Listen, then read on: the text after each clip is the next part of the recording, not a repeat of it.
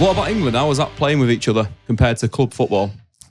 England was special, wasn't it? Yeah, like when we were in right front, like, and think about all the journey we've been on. Like, I remember watching him. We play against each other at West Ham and Tottenham, and then we play under 21s together. And then all of a sudden, like, you're on the pitch, and obviously Wembley was getting built at the time, so we played at Old Trafford. And I've been in up front together. Like, I've known him for 15 years. Mad. And then all of a sudden, we're up front for England, and it's like everyone in the whole country wants to be out front for England. It's me and him at that time, and it's just a special thing. Like, and then we had a good record together. We always scored goals. I think certainly under McLaren, we had enough about us to think maybe start, but you've got Wayne Rooney and Michael Owen who are What was your take on all that then in terms of selection at that point? At the time, when you're playing, of course, you'd be like on fire at your club, and you think, right, I'm gonna go with England, probably not play.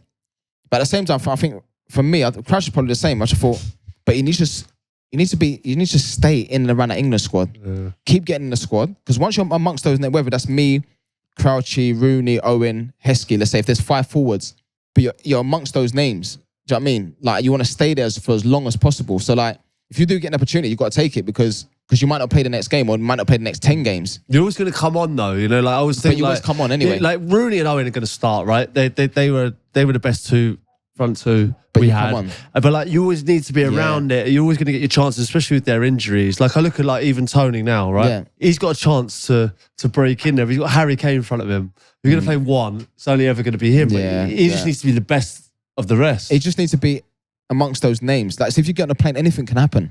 Especially at tournaments. So if I'm either Toney or Callum Wilson, Ollie Walker, I'm not thinking, do you know what? I'm going to work, I'm not going to play. Because at a tournament, anything can happen. Like, we speak about, like, in the heat, you come on in the semi-final, you get one chance, you score.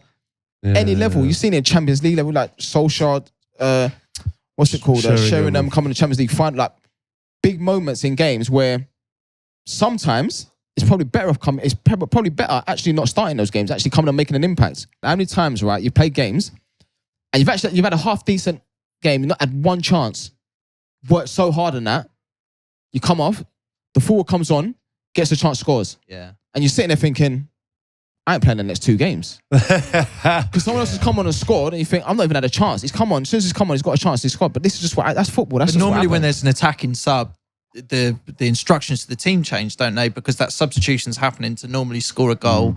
There's definitely maybe 6-7 times where you go away with England and you don't even get on.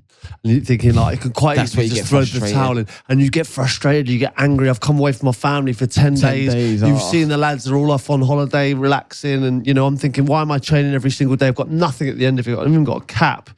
But like that mentality, you have to get through that and get through that because the end goal is when that one chance happens in the quarterfinal of the World Cup or you don't know, it might happen. You might get that opportunity to all of a sudden be on the pitch and score that goal that takes your nation through. But do you speak to the manager? Did you ever have those conversations? When you go away with England, it's really difficult to sort of like have like a one-on-one conversation with the manager, even if you're away for like 10 days. I can't remember having many conversations. I remember having a conversation with Roy Hodgson and that, but I can't remember having any sort of like deep conversation with any sort of manager. It's just, you just get on with it.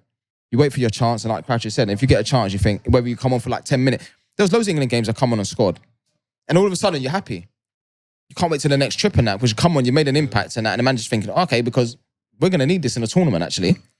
But if you don't have those conversations with an England manager, do you ever get frustrated that they're not appreciating, like, they're not making properly informed decisions? But I don't think you don't need to say anything, because what you do is you go back to your club, score goals consistently at your club, and other people start talking.